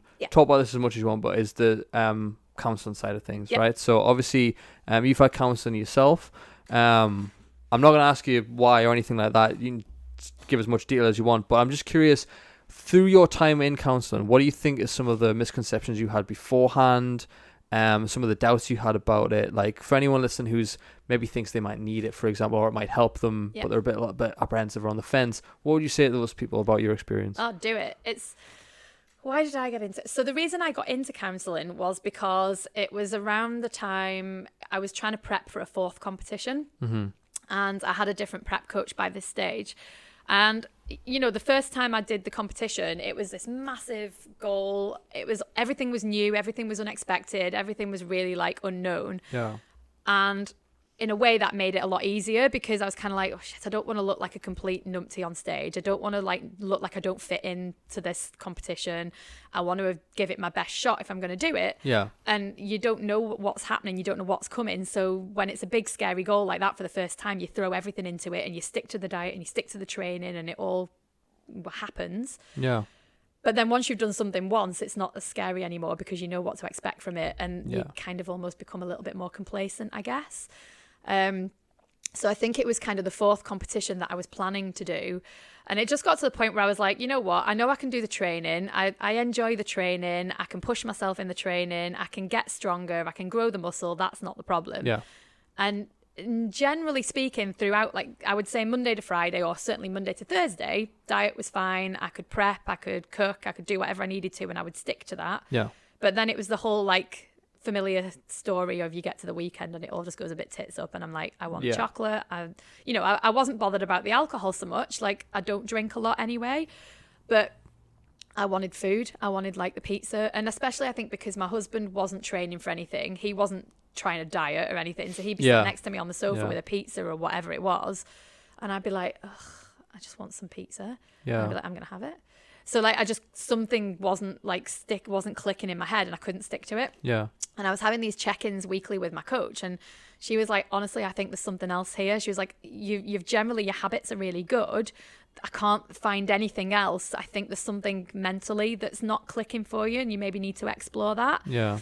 So I was like, all right, okay. So it's kind of like, maybe I'm worth going, sort of speaking to a therapist and seeing if I can work out what it is. Yeah. So it was more like from that point of view than any kind of traumatic experience that triggered it or anything. It was more, I think, out of curiosity and like, why can I not stick to my diet? So I found a counsellor, and I had one face-to-face session with her before we went into lockdown, which was great. And then it all went on to like virtual face-to-face, like video calls and stuff, which was fine, works for me. Pistemi gym jams, but I don't have to go anywhere. It's great. I can sit with a cup of coffee. It's perfect. So I just kind of started doing it that way, and just, you know, like digging into, like, I kind of said to her, you know, this is kind of where I'm coming from, but there probably are other like body image issues at play here that maybe I haven't explored, and maybe we need to explore. It just kind of from there was a journey into digging into like some of the things I was talking about before, like childhood experiences, things you were brought up thinking. I mean, not even just around food. It's not just necessarily around food and diet, but things around like money, things around beliefs, things around like general values and all that kind of, like, it's loads of things that, like, loads of areas that you would not expect to have an impact on what you eat and the way you think about your body that actually do. And I just found that really interesting. So it was kind of that prompted me to do it in the first place. But I've had some, I mean, like, I work with a different counsellor now, and I still speak to her every week or 2 weeks. But just loads of stuff around like self-esteem, self-worth, like imposter syndrome, body image, money, like beliefs around money, beliefs around career, like all that kind of stuff. All of those different aspects of life that interplay and have an impact on you in a way that you don't necessarily think they're going to. And that's been a massive part of my personal development, is just like starting to dig into some of those conversations and thinking, actually, you know, the way that I was brought up, I was taught about money probably has an impact on my self-worth and how I think about, you know, I think in the UK, there's a lot of things around like what success means.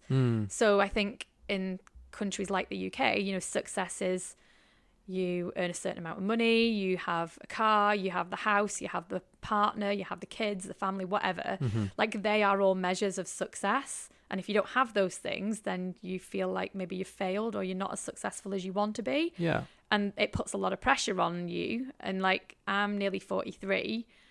I'm not earning the money that I thought I would be earning at this age. Like, yes, I went down the typical sort of education and career route to a point.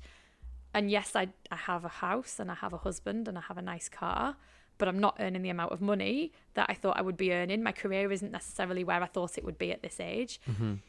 And I think there are a lot of pressures on people to have those things to be successful. Yeah. Whereas actually, I think probably people measure success in very different ways, and different cultures and different countries and all that, you know, people measure success differently. So it, you know, and when I was young, you were brought up, you know, my mum and dad both came from fairly humble families. Like, they were never on the breadline, or like they weren't in poverty or anything like that. They were quite fortunate. But I don't think, I was trying to think about this the other day. I don't think neither of my parents went to uni. They both went into employment quite early and were encouraged to go and get a job and earn money and be able to contribute to the household and stuff like that. and money wasn't massively abundant. That's like they weren't really poor, but they weren't really like wealthy either. Yeah. And then my dad then got a good job and worked his way up through a career and retired a little bit earlier than he needed to with a good like wage and a good pension and stuff. So he always brought us, me and my sister, up to be, you know, look after your money, you save, you don't get into debt, you don't lend money, you don't borrow money. Like they would have discouraged me from having a credit card. I don't think I got a credit card until maybe, I want to say late 20s, early 30s. Yeah, I'm not gonna lie, I don't have a credit card either. I know I need to get one, but I don't have one either. And I never really felt like I needed to have one, to be honest. I think my husband had one, and I was kind of like, well, if I need anything, he can put it on his credit card. Yeah. But then he was like, but if anything really happened and, you know, we needed to spend money on, you know, like getting airlifted off a mountain, for example. Like, on those emergencies. Would I need a credit card for you know what I mean? Like, and I never had one for a long time. So it was all those things that I was taught about money growing up that influence how you think about money as an adult. And are they then stopping you from doing other things in life? So are they stopping you from spending money on certain things that might actually benefit you, or things like that? Then, or like, do you feel like you're not worthy because you're not earning a certain amount of money, or does that impact your self-esteem? Or, you know, if you're not where you think you should be in a job at this, you know, like, so if I didn't have the career trajectory that I was maybe taught that I should have, do I then feel not worthy because I'm not where I've taught that I should be? Do you know? It's all those things, like all those sorts of things that you then start to dig into that have an impact on how you feel about yourself, which can manifest into how you feel about your body and what you eat and your diet and how you treat yourself. Yeah. It's fascinating. It's really fascinating. Yeah, I mean, jumping off the back of that, when I first started going to the gym, I used to listen to motivational tapes all the time, like stuff on YouTube and stuff, and there was a few speakers who were really intense in the way they spoke, and like, you know, they almost shout into the microphone and stuff, and I would listen to that on repeat, and I didn't question it for like a good 6-7 months, but I started feeling really worried about my life in general and like getting anxious all the time. I'm like, what the fuck's wrong with me?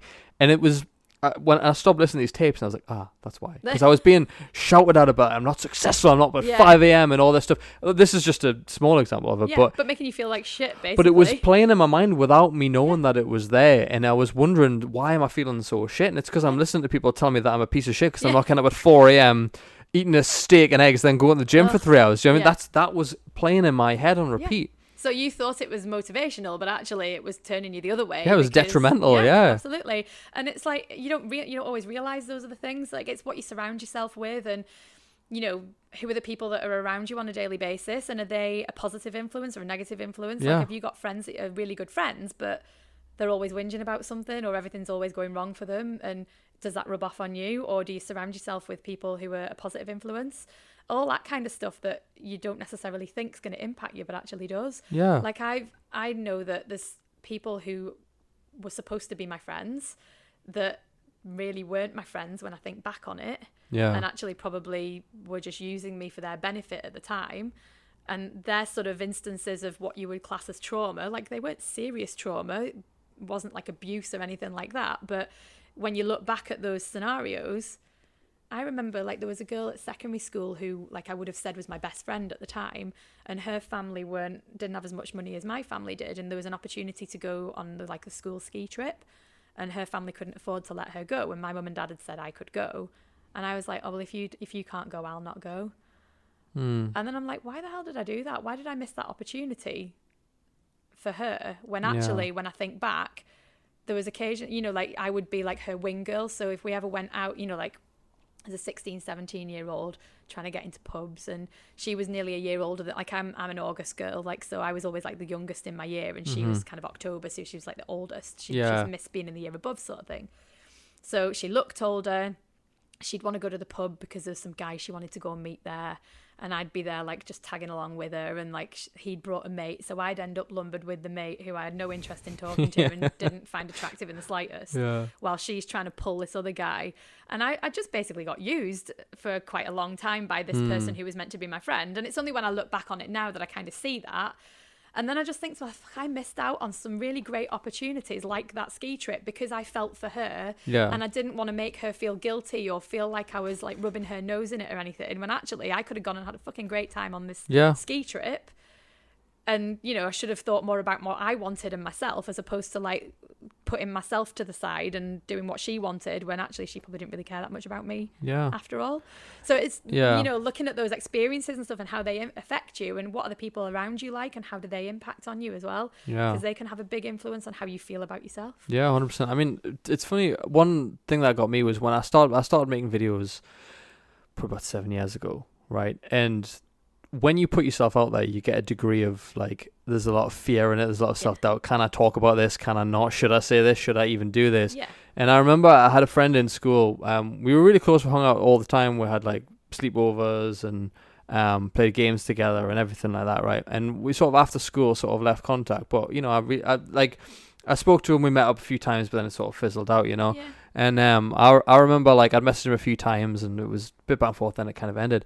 And I remember like years into making these videos and stuff, I saw him in town with a few friends from school still, and the response was very cool towards me, and they kind of took the piss out of. They were like, "Oh, look, it's Adam Proud," kind of thing, like because of you know, I knew it was because of what I do. Yeah. And I was just like, "Oh, that's how it is it? Okay." And I went home after that, and I was like going. I started thinking about all these people from school. Like, what do the people from school think of me now? Yeah. And I had to catch myself, because I started thinking, well, if they think it's stupid, like that was like, I was going back into that school peer group mentality, you know? Is that what everyone thinks? Is that what everyone thinks? And then I was like, well, if that's what everyone thinks, fuck them. I'm going to find the people that don't think like that. Yeah. And I had to really catch myself, because I was like, because his opinion, for some reason, all these years later, still stuck with me. Yeah. And the now, fact that you've just recounted that story, it's obviously still there. It stuck there, and I was like, you know what? There was no like, oh, I like what you're doing, like, how have you been, kind of thing. It was just like instant piss take. I mean, maybe he might have had a few drinks. I don't know, but I still thought there was no excuse for just blowing me off like that. You, so, well, and it's like, what people say and what people do have an impact, and I think you know, we don't always think about that. We can say things with a throwaway comment that you don't know how that's going to impact somebody. If they're having a really bad day, you might just make them feel a million times worse. Yeah. And it's that whole like be nice thing, isn't it? Because you don't actually know what somebody else's situation is. Yeah. I mean, whenever I go out, for example, in restaurants or Starbucks or whatever, I'm always nice to the people behind the counter. Yeah. Some days I can't be bothered, but I'll smile and say, thank you very much. I'll look them in the eye when I do it. Yeah. And I just think it takes a second of your day to make someone else's. Yeah, absolutely. And just have a little bit of chat with them. A waiter, you know what I mean? If they look a bit miserable, you don't go, oh, well, they're shit waiter. Just like, look inside and go, maybe they've, you know, been dumped that morning. Maybe they've fucking had a car crash. They've had a bus at work or something. You never maybe know. They've been sacked and they have to go home after this and that. Yeah, maybe this is their last shift and they don't give a fuck anymore. Do you know what I mean? But it's just like, little things like that can really impact you. But I think when you're so bothered about how you feel, you're all, it's all about me. It's all about me. How do I feel? Other people should treat me this way and stuff. But when you flip it round, it makes you feel better as well. Yeah, absolutely. And I think that's the whole thing around like speaking to like a therapist and stuff, is it gets you start to have a bit more of a different perspective about the people around you and the things around you and the influences and, you know, how you impact others as well as how they impact you. And I love all that stuff, because I think a lot of people will still see counselling as, you know, like, you only go to see a counsellor if you've had some massive trauma and you've got like a massive sob story to tell. And, you know, it's the whole like going sitting on a couch or lying on a couch and crying and being in tears and having a box of tissues there. And, you know, like, don't get me wrong, there are tears sometimes because you'll talk about something that triggers you that you didn't expect to trigger you. Yeah. And it's not always like really depressed tears either. Sometimes it's just kind of a bit like, oh, I wasn't expecting that, or oh, why has that made me upset? I don't really know. Yeah. And it can catch you off guard. But I don't know, like, I think there's still very much a misconception around speaking to a counsellor and what that represents. And actually it's not. You don't have to be miserable and depressed to go and speak to somebody. It might be that you've just got some stuff you want to talk through because you're not sure why it's bothering you. Yeah.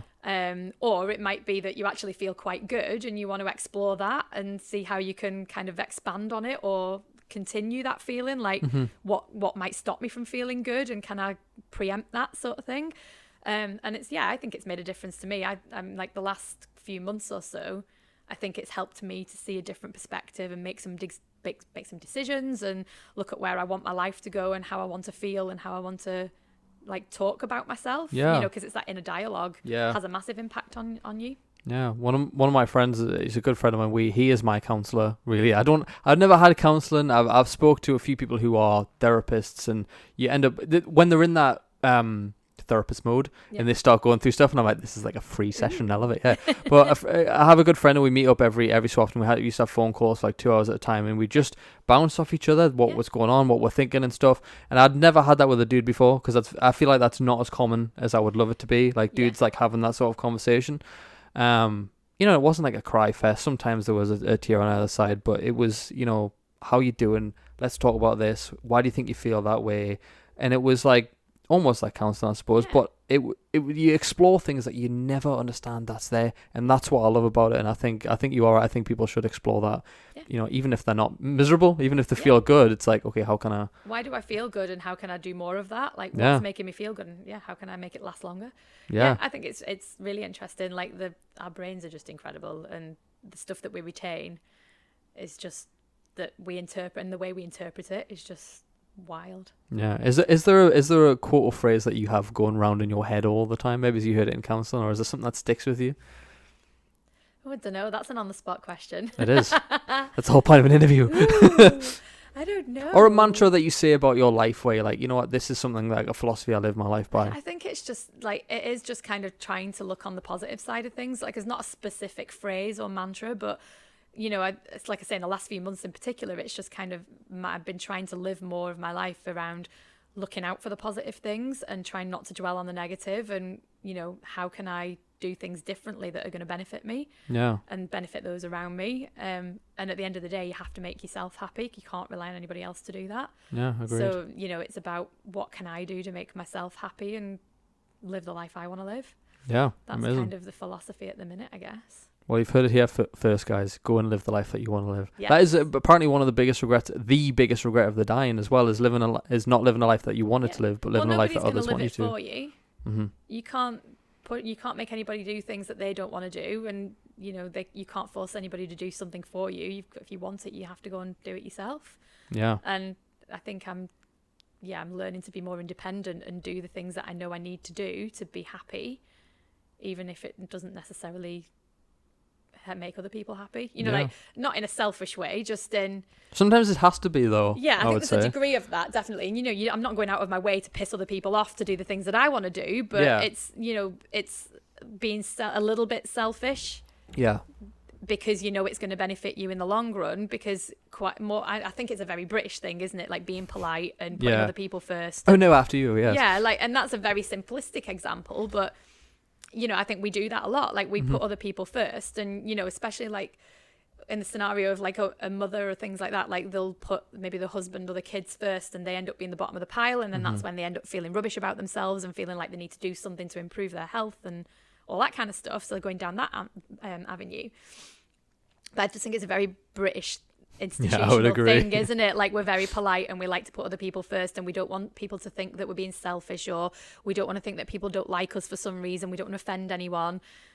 Why don't you just do but you do that all to the detriment of your own health and well-being. So why not put yourself first and make yourself happy, because actually that might rub off on other people. 100%. Don't be a people pleaser all the time. Like, you can make people happy, but I think when you put yourself first, you can do more for other people, which is the side effect of being a little bit more selfish. Yeah, exactly. Like, I've been a people pleaser for years, and I'm learning to try and step away from that a little bit. And there's nothing wrong with people pleasing to a degree, like you say, but not if it puts you in a negative place or puts you in a shit place. Like, you need to be able to come from a positive place yourself, because then you're more equipped to help other people. What's the saying about, like, you can't pour from an empty cup? So if you're tired and you're miserable and you're depleted, what you say you do anyone else, and you're not going to motivate or inspire or encourage anybody else if you don't feel motivated or inspired. So be the person that you want to help others to be, or shit like that. Some shit like mic that, drop. Boom.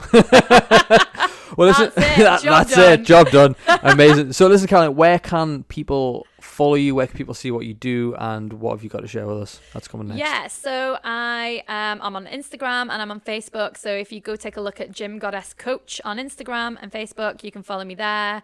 I do have a free Facebook group as well, which is the Weight Loss, Wellbeing and Workouts Facebook group. So you can always join that. As I say, I work with women, purely nothing against guys, just I know women better because I am one. I'm in a better position to help you So yeah, give me a little follow. Lots of stuff going on at the minute just on my socials with posting. I go live in the Facebook group every Tuesday to chat all things across mindset, movement and nutrition. Brilliant. If anybody is interested in coaching, they can book a free discovery call with me, which is just a bit of a deep dive conversation just to find out a little bit more about you and what your goals are and what it is that you might like to get out of coaching, and also to see whether you vibe with me or not, because, you know, I'm not going to... I want to work with people who want to make the change and who feel comfortable working with me, and vice versa. It's about that mutual relationship and mutual commitment throughout the process. So if you feel like that's something that sounds interesting to you, then get booked in. There's a link tree on my Instagram, so you can book in for a discovery call there. Class.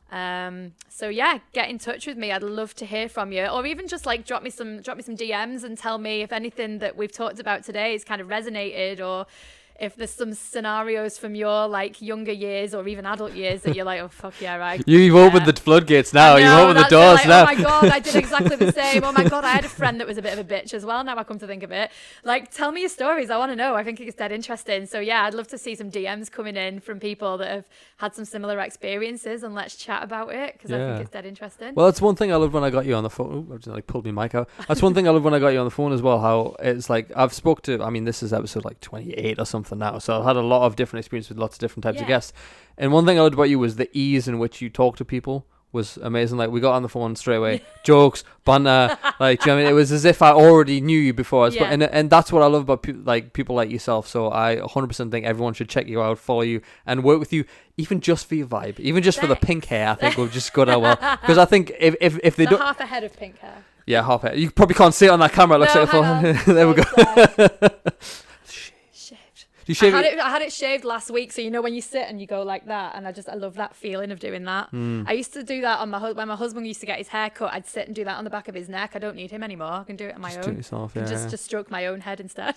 I find myself shaving less and less off the top now. It's just going further and further. I'm getting really fine the top. But I go into my hairdresser and I'm like, he goes next door to the barbers because his like hairdressing razor doesn't go short enough, so he goes next door to the barbers to borrow their razor to just like no guard, zip it all off.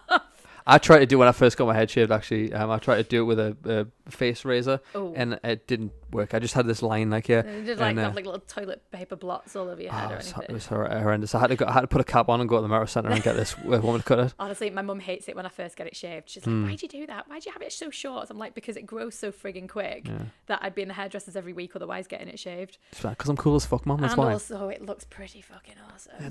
Sorry, mum, for all the swearing if you watch this at any point. My mum's probably going to watch this and be like, oh, you have to use that language. I'm like, sorry, mum, I'm sorry. My parents aren't on social media. It's fine. They will never see it. They're in the 70s. They're not going to see it. It's fine. We'll just text it to them. We'll text them. You will not. But yeah, I'm totally the same as you. That whole like chatting with... So I was saying to you earlier, I actually recorded a podcast with someone a few days ago, and the girl that I was talking to, very similar to me, another girl from the Northwest, does a bit of like fitness instructing as well. Like we had a few things in common, and it was the exact same thing. We just got on the chat and just straight away was like chatting away dead easily. Felt like I'd known her for years. And you're so right. It makes such a difference when you click with people like that, and you can just have that easy conversation, and you feel like you can trust them and tell them things. I mean, what did I walked in and said, "You're lucky I've got makeup and a bra on today." Yeah, it's just straight up like no messing about, guys. There's no messing about. Normally I'm in sweats, no bra, no makeup, complete slob. I've actually made a bit of effort for him today. I really appreciate that as well. And I do appreciate you coming down here and spending the time to chat with me. Absolutely, I really appreciate it as well. I'm sure the audiences get loads out of this. I've definitely got like loads of stuff that when I edit this, I'm going to be taking notes on everything that you've said as well. So listen, guys, be sure to check out all the other episodes on Spotify and Apple Music and YouTube, no matter where you're listening to this from. And be sure, if any platform has a review system, please leave a 5-star. None of this 4-star bullshit. It's not worth it. Just click 5. Like was said, it takes a second of your day to make mine. So thank you very much for listening, guys, and I will see you all in the next episode.